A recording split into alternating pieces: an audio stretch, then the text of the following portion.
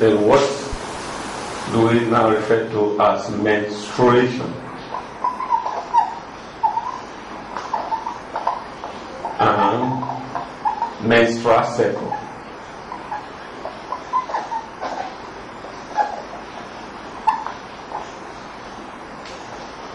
Menstruation, it is washing away of the unfertilized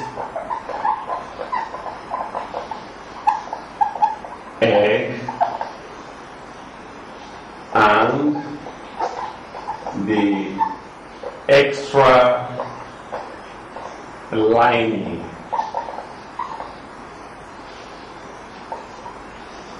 or tissues of the uterus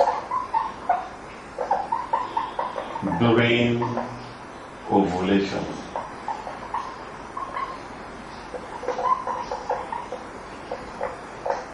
Through the vagina,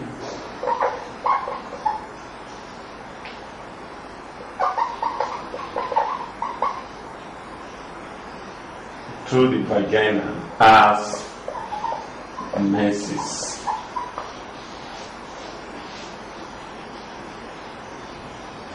This occurs in man every 28 days. Hence, it is referred to as menstrual cycle.